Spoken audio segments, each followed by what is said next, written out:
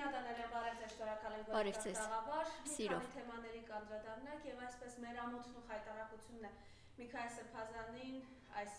իշխանության դատարանները դատեցին 2 տարի ազատազրկման, խնդրեմ որպես գյումրեցի, որպես մարդ, ով Միքայել Սրբազանին ճանաչում է նաեւ ձեր հոգեվոր, բոլորիս հոգեվոր առաջնորդը, ինչ տեղի ունեցավ, սա ինչի դրսևորում է։ Գիտեք, որ այսօր այս իշխանության թիրախում է կարծես ամբողջ Գյումրին, թիրախավորված է նաև Գյումրու ընտրված քաղաքապետ Վարդան Ղուկասյանը։ Այս մասով եք խնդրեմ մանրամասներ հայտնեք եւ իհարկե չենք մոռանում ձեր որդու գործը, ինչ զարգացումներ կան այս մասով, համեցեք։ Շատ լավ, սիրով։ Միքայել Սրբազանի վերաբերյալ նախաձեռնված քրեական վարույթը եւ արդեն վերջին նկատմամբ, ինչպես գիտեք, վերջնական դատական վճիռ է կայացվել, ակնհայտ անօրինական քրեական հետապնդում հարուցվեց առանց հաշվի առնելու այդ քրեական վարույթ նախաձեռնելու հիմքերը, ապացույցները, դրանք գոյություն չունեցող հիմքեր ու ապացույցներ էին, սա բնականաբար բոլորին է արդեն հայտնի, սա անհերքելի փաստ է, անքննարկելի փաստ է, որ Միքայել Սրբազանը, ինչպես նաև մի շարք այլ անձինք, գիտենք բոլորիս հայտնի անձանց վերաբերյալ, իրականացվել է քաղաքական հետապնդումներ եւ ինչպես մամուլում նշվում է, Միքայել Սրբազանը խղճի բանտարկյալ է։ Այո, շատ ամոթ էր այս իրավիճակը, որովհետև Սրբազանին կալանավորելը կարծում եմ ինչպիսի բարոյականության նորմերն ու սահմանները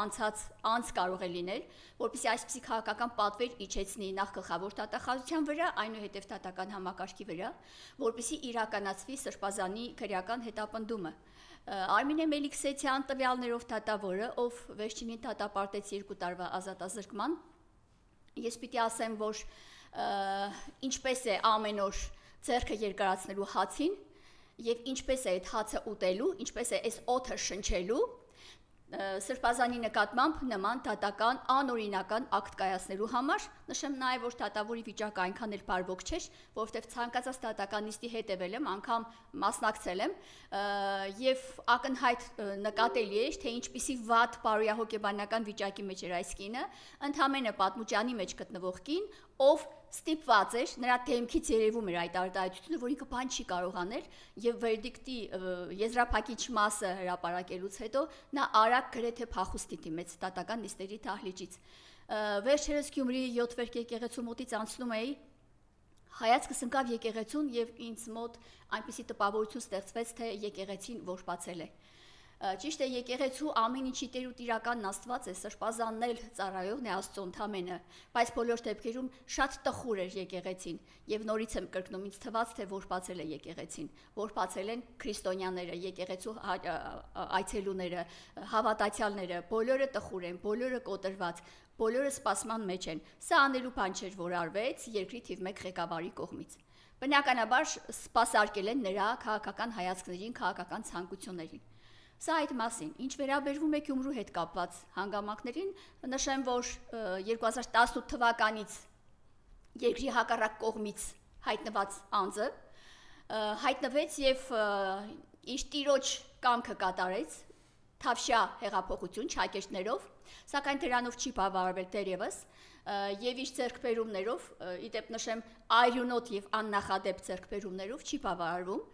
Իսկ Գյումրիում ընդամենը 6-7 ամիս առաջ տեղի էր ունեցել տեղական ինքնակառավարման մարմինների ընտրությունը եւ այդ ընտրությունը գտել է իր վերջնական հանգուցալուծումը եւ իրավական հանգուցալուծումը, սակայն կրկին այս անձը չի բավարարվում դրանով եւ կարծես թե նրա մոտ առաջացել են քաղաքական խանդ, քաղաքական անհամաձայնություն, քաղաքական հետապնդումներ իրականացնելու մեծ փափակ եւ կենցաղային մեր բառերով ասած, ընկել են քաղաքապետի հետևից, թե ինչի են ընկել, ինչ են ուզում այս մարդուց, ինչ կա այս մարդու հետ կապված, որ իրանք չեն հանդարտվում, բնականաբար ցանկանում են, որպեսզի իրենց ճաշակի, իրենց տեսակի, իրենց քաղաքական հայացքների, անգամ իրենց բարոյական եւ քաղաքական վարքագծին համահունչ անձ լինի։ Վերջերս Նիկոլ Փաշինյանը հայտարարեց, որ ինքը կառավարությունը ինքն է, բոլորս լսել ենք այս մասին եւ բոլորս անակնկալի ենք եկել, չնայած սպասել են նման եւ էլի շարունակական նմանատիպ այլ բովանդակությամբ ձևակերպումներ։ Հիմա եթե կառավարությունը ինքն է, կարող է ուզում Գյումրու քաղաքապետն էլ ինքը լինի։ Ես խորը կասկածներ ունեմ, որտեղ ինքը չի բավարարում իր պաշտոնով եւ ամենտեղ ցանկանում է, որ ինքը լինի կամ իր ուզած, իր ցանկալի մարդը լինի։ Գյումրու քաղաքապետի հետ կապված այս խժդժությունները, այս աղմկահարույց հայտարարությունները հուշում են այն մասին, որ կարող է Գյումրիում Աստված մի արասցե կրկնվի փառաքարի սպանության դեպքը։ Աստված մի արասցե, սակայն կարծում եմ, որ վարչապետը չի բավարարվում երկու ներսում տեղի ունեցող այս իրավիճակով եւ կարծես թե ձեռքը երկարացում եւ ցանկանում է հասնել էլ ավելին, կատարելության է ուզում հասցնի երկրի նկատմամբ իր կողմից կատարված ենթադրյալ հանցավոր գործողությունները։ Գյումրու քաղաքապետարանին փորձում են այս կերպ հունից դուրս բերել, խոչընդոտել ծրագրերի զարգացմանը, բնականոն աշխատանքին, քաղաքում ստեղծել ապակայունացման վիճակ, ստեղծել խմբավորումներ, գուցե սա իմ ենթադրությունն է, իմ պատկերացմամբ եմ ես ասում, ստեղծել այնպիսի խժդժություններ, որ առաջ կան քրեածին արարքներ, առաջ կան այլ հանգամանքներ եւ ինչպես Նիկոլն ինքն է ասում, հեշտական ԱԱՑ պատվարները լցնելու ինչ որ հանգամանքներ առաջ կան։ Այսինքն ԱԱՑ պատվարները լցնելու մատերիալ է փնտրում Նիկոլը, ինչպես ասում էր, քաղաքացին տուգանքի մատերիալ չի, հիմա քաղաքացին դարձել է ԱԱՑ պատվալը լցնելու մատերիալ։ Այսպիսին է նրա վարքագիծը։ Քաղաքապետի գործունեությունը անկախ անձով պայմանավորված, թող որևէ մեկին չթվա, թե ինչ-որտեղ անձերով պայմանավորված հանգամանք կա։ Եթե Նիկոլի թեկնածուն չի ընտրվել եւ ընտրվել է ժողովրդի թեկնածուն, այսօր ժողովրդի ցայների մեծամասնությամբ ժողովուրդն է ընտրել Գյումրու քաղաքապետին։ Հետևաբար, այս ընտրության նկատմամբ քաշ շպրտելը նշանակում է քաշ շպրտել ժողովրդի վրա։ Եվ պատահական չի, որ երեք, ինչպես նաև նախորդ օրը եւ առհասարակ, քաղաքապետը հանդես էր գալիս տարբեր հայտարարություններով, աղաղակող հայտարարություններով, դիմել էր նաև միջազգային ներկայացուցիչների, հայաստանյան դեսպանատներին էր դիմել, հայտնելով այն մասին, որ այո, իր կյանքին եւ առողջությանը վտանգ է սպառնում, եւ դա բնավ երևակայական ինչ-որ միտում չի, այլ փաստը հիմնված փառաքարի դեպքերի վրա։ Եվ ես գտնում եմ, որ իմ կարծիքով փառաքարում տեղի ունեցածը քաղաքական պատվերի շրջանակներում է տեղի ունեցել։ Դա իմ կարծիքն է։ Հետևաբար չի բացառվում, որ Գյումրիում եւս ծավալվեն նմանատիպ իրադարձություններ եւ առաջ կան նույն այրունահեղ պատմությունը։ Դրանով էլ պայմանավորված քաղաքապետը արդեն իսկ հայտնել է իր մտահոգությունները եւ կարծում եմ, որ սրան պետք է ուշադրություն դարձնի նաեւ տեղական իրավապահ համակարգի ներկայացուցիչները, այդ թվում նաեւ գլխավոր դատախազ Աննա Վարդապետյանը։ Սա հաջորդը։ Վերջերս մամուլում, որ Վարդան Ղուկասյանի նկատմամբ իրականացում է քաղաքական հետապնդում, դա այլևս անքննարկելի է, ակնհայտ է այդ ամեն ինչը։ Մարդը իր համար գլուխը կախ աշխատում ընդունում է քաղաքացիներին եւ իր նախկին պաշտոնավարման ժամանակ եւ ներկայիս պաշտոնավարման ժամանակ իրականացնում է քաղաքապետի լիազորությունների մեջ մտնող այն բոլոր գործառույթները եւ այն թե մարդկային եւ թե պետական կառույցների լիազորությունների մեջ մտնող գործառույթները, որոնք ծառայում են ի շահ ժողովրդի, ի շահ Գյումրիի։ Հիմա այս ամեն ինչի համատեքստում ինչ ուզում եք քաղաքում ցույց տվեք, եթե կառուցված է դա նրա օրոք է կառուցվել, թե քաղաքապետարանը, թե ամենափրկիչ եկեղեցին, թե այլ շենքշինություններ,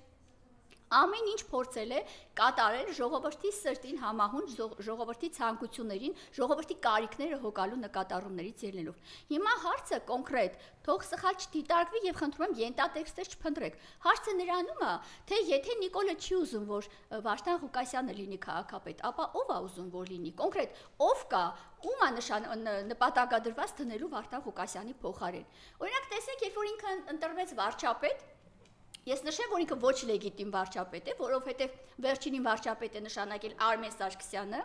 ով տվյալ ժամանակահատվածում ինչպես մամուլի արկա տեղեկությունների Հայաստանի քաղաքացիություն չի ունեցել, սակայն ոչ լեգիտիմ նախագահ լինելով հանդերձ վարչապետ է նշանակել։ Ազգային ժողովի խորհրդարանական մեծամասնության թեկնածու որպես Նիկոլ Փաշինյանն է նշանակել, սակայն նշանակելու իրավասություն չուներ։ Հիմա այդ ոչ լեգիտիմ վարչապետը ուզում է ժողովրդի ցայներով ընտրված քաղաքապետին փոխարինել այլ քաղաքապետով։ Ոչ իրավական որևէ ճանապարհ կա այս գործընթացը սկսելու եւ ավարտին հասցնելու, եւ ոչ էլ քաղաքական ինչ-որ ճանապարհ կա։ Բնականաբար նա անցնելու իր հեշտական շինծու սկանդալային գործողություններին, բանսարկություններին, այս կամ այն անձի կալանավորմանը, օգտագործելու է ամբողջ իրավապահ համակարգի հրետանին եւ սկսվելու են արդեն խժդժություններ, հասնելու նրան, որպեսզի Վարդան Ղուկասյանին հեռացնի քաղաքապետի պաշտոնից, որի լիազորություններով նա օժտված չի։ Բացահայտ հայտարարել է, որ ինքը պատրաստվում է դուրս շպրտել Վարդան Ղուկասյանին։ Այսինքն իբր ինքը եկել տեղավորվել է, մեկ անգամ անգամ ինքը ընտրվել է, երկրորդ անգամը սպառում է, դեռ ինքը ակնկալում է երրորդ անգամվա արդեն վարչապետ ընտրվելու։ Այս խժդժությունների մեջ, ժողովրդի այս լարված իրավիճակի մեջ ինքը փորձում է ինչ-որ նոր խաղերի անցնել, նոր բաներ իրականացնել, անկայունություն ստեղծել երկրի ներսում։ Սա ոչ միայն քաղաքական անհամաձայնություն է, այլ նաև պետության դեմ ուղղված վտանգավոր ոտնձգություն։ Եվ հարցը այն է, թե ում է ուզում բերել, բնականաբար իր ցանկալի մարդուն։ Եթե տեսնենք կողքից ու Վարդան Ղուկասյան անձը տնենք կողքի, հասկանանք ում է ուզում բերել, ով ավելի առավելություններ ունի, ով կարող է գերազանցել իր գործունեությամբ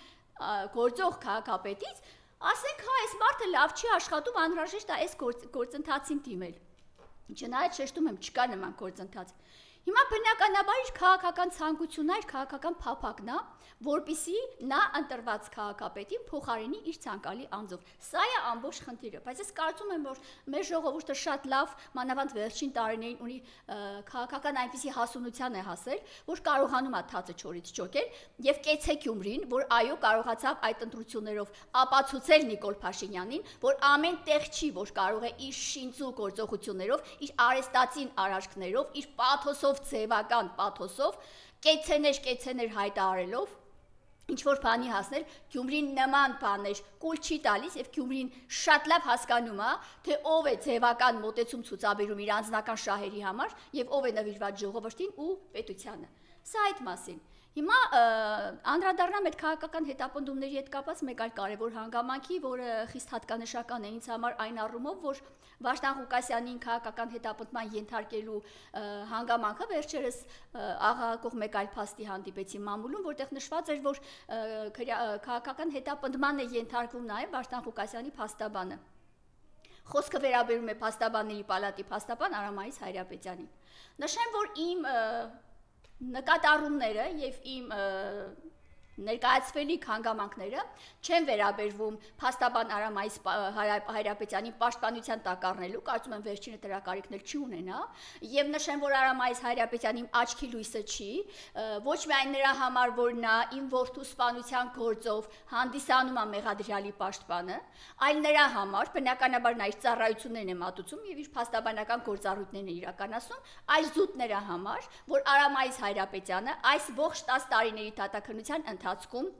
որդու սպանության գործի քննությունը արդեն 11-րդ տարին է շուտով հոկտեմբերի 29-ին լրանալու է որդու սպանության 11-րդ տարին, որևէ մեկը դատապարտված չեն, իրականացում են լկտի եւ ցինիկ ինչպես նախաքննություն, այնպես էլ դատաքննություն։ Այս փաստաբանը կոնկրետ իր ներգործությունն ունի քրեական գործի թե նախաքննության եւ դատաքննության վրա, բնականաբար այս անձը ինքնակլուխ չուներ այդ ուժն ու այդ հնարավորությունը, որ կարողանար այս խաղերը խաղալ քրեական գործում, նրա թիկունքին կանգնած է դատախազությունը, քննչական մարմինը, դատավորները։ Այսինքն Արամայիս Հայրապետյանը Շիրակի մարզի դատարաններում քննչական մարմիններում դատախազությունում ունի իր կապերը,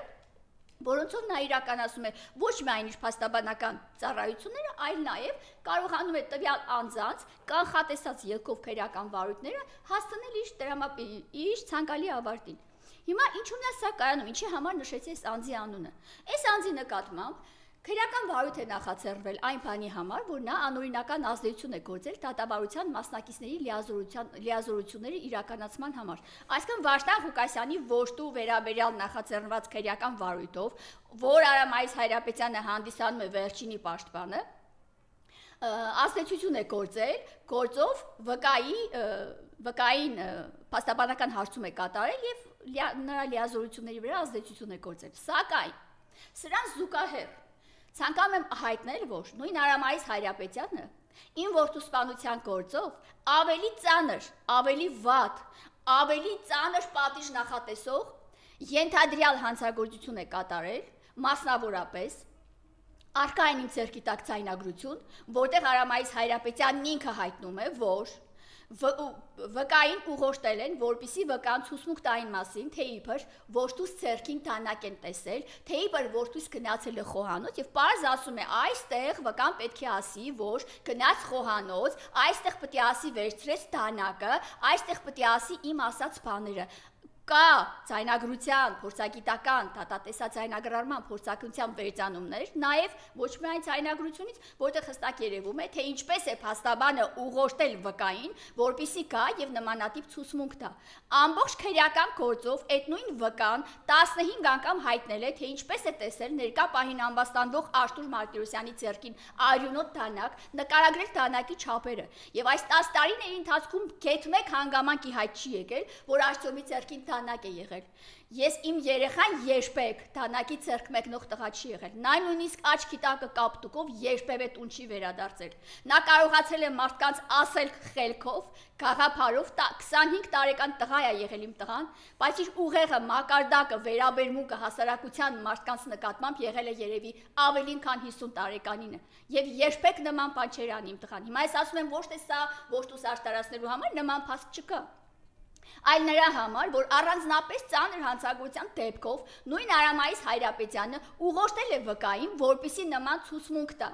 Եվ որպեսզի կարողանա մեղադրյալ Աշտուր Մարտիրոսյանի արարքը հասցնի այնպիսի որակման, թե իբր անհրաժեշտ պաշտպանության սահմանազանցում է եղել, եւ այս 10 տարիների ընթացքում այդ փաստաբանը հələ չի կողմնորոշվել, թե ինքը ինչ մարտավարություն պիտի անի։ Մեկ ասում է աֆեկտի տակ ա եղել, մեկ ասում է անհրաժեշտ պաշտպանության սահմանազանցում ա եղել, հələ չգիտի ինքը ինչ անելու, ասես պտտվում է այս երկու հանգամանքների շուրջ։ Այնուհանդերձ քրեական գործով ապացուցված է եւ կան փաստական հանգամանքներ, որին որդուն ներկա պահին ամբաստանվող Աշտուր Մարտիրոսյանը սպանել է խմբի կազմում, արկա է այստեղ խումբ եւ Աշտոմի սպանությունը պատվիրված է։ Եվ այսօր ինչն է շատ նորացև հայաստանյան հանրության մեջ իրավապահ համակարգում պատվիրված սպանություններ կատարելն ու քողարկելը։ Հիմա այս ամբողջի համատեքստում ինչի համար այս մասին հայտնեցի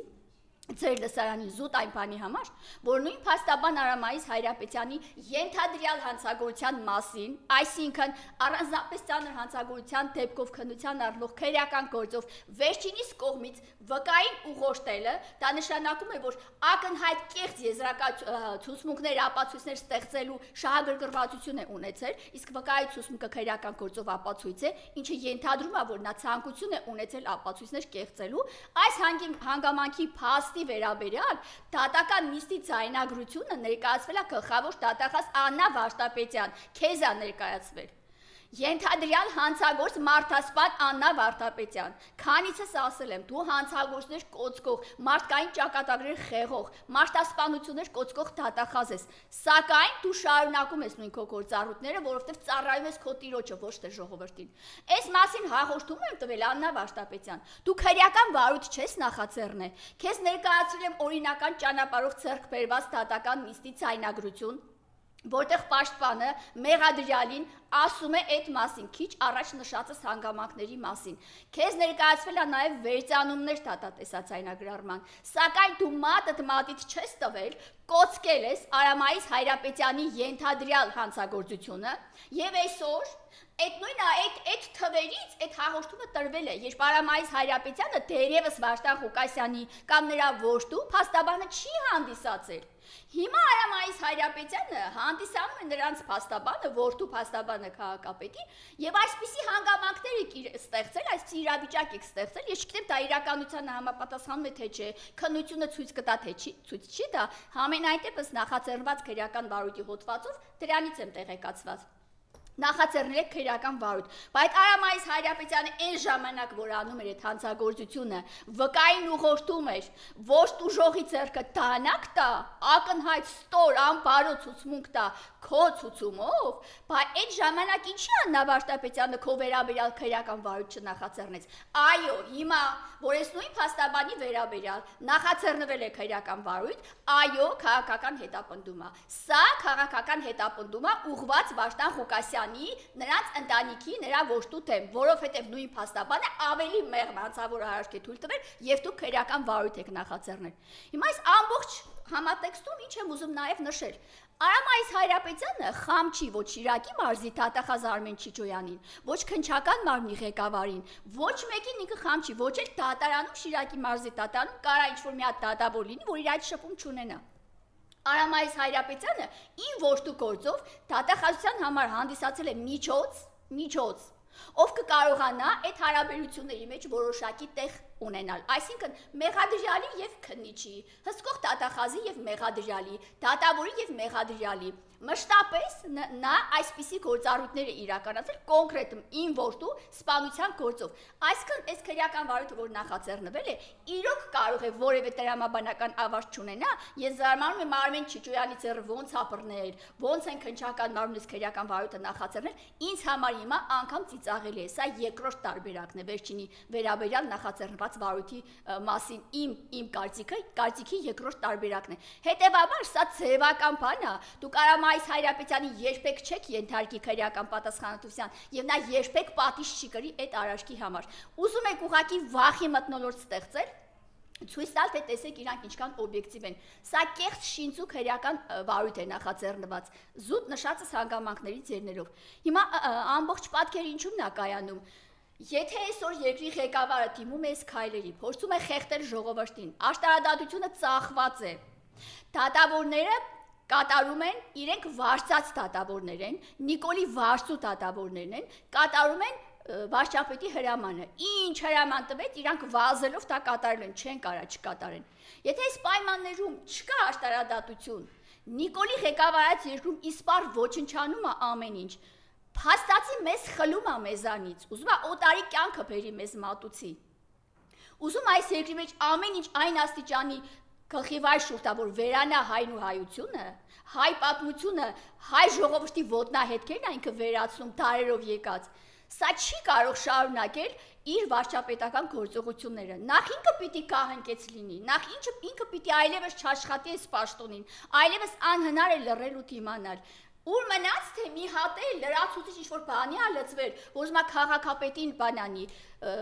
շպրտի դուրս, հետաքրքիր ոնց է շպրտելու, դուք վարչապետի մակարդակի նայեք, ես չեմ կասկածում նրա մնացած այլ եւ այլ հատկանիշների վրա, ամեն օր համացանցում տեսնում ենք, ամեն ինչ հասկանում ենք, բայց եթե այս ամեն ինչի մեջ